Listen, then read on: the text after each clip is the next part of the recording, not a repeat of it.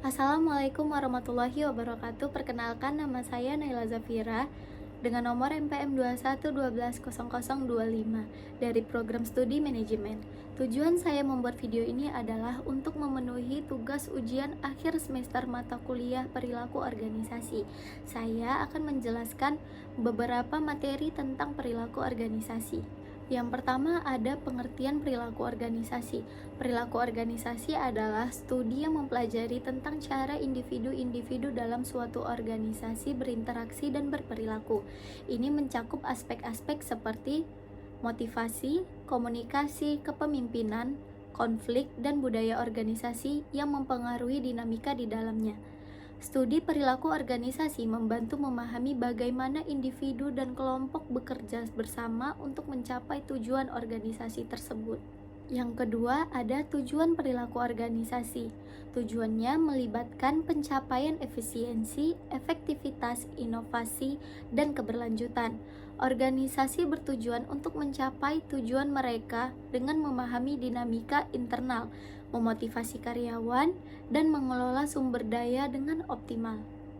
Materi selanjutnya adalah manfaat perilaku organisasi.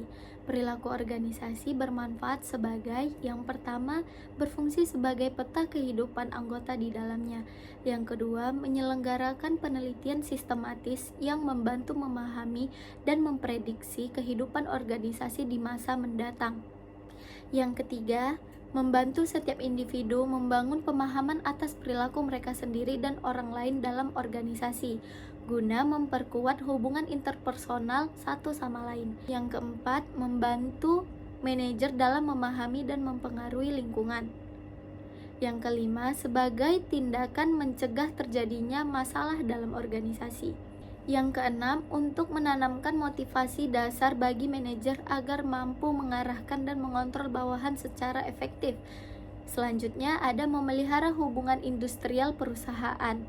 Dan yang terakhir, menjaga motivasi karyawan sekaligus membuat mereka betah bekerja atau mempertahankan keberadaan mereka dalam organisasi.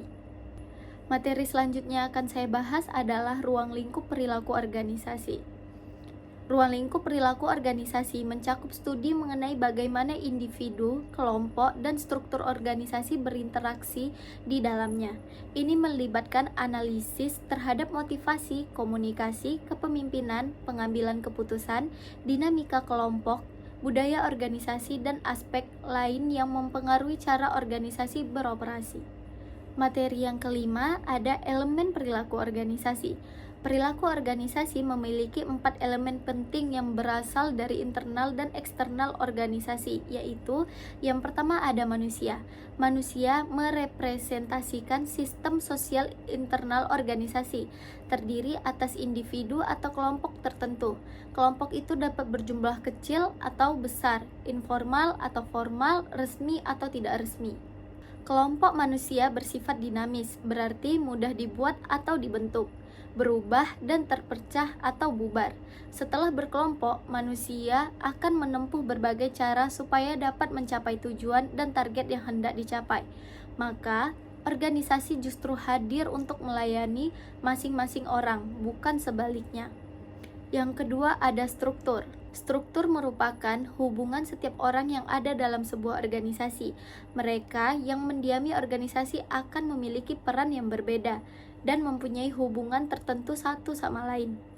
Struktur biasanya mengarah pada pembagian kerja agar setiap orang dapat mengerjakan tanggung jawabnya guna mencapai tujuan organisasi. Semua saling berkaitan sehingga pencapaian tujuan lebih terkoordinasi. Selain pembagian kerja, struktur organisasi juga menunjukkan kekuasaan.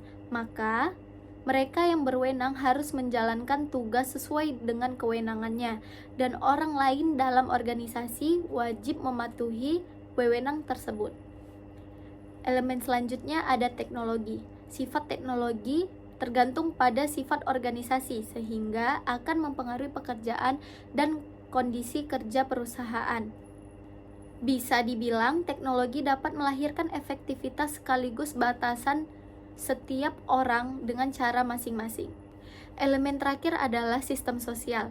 Sistem sosial menawarkan lingkungan eksternal tempat organisasi tersebut bergerak. Sistem tersebut mempengaruhi sikap orang, kondisi kerja, dan memberi ruang kompetisi bagi sumber daya dan kekuasaan. Dan materi terakhir yang akan saya sampaikan adalah konsep perilaku organisasi.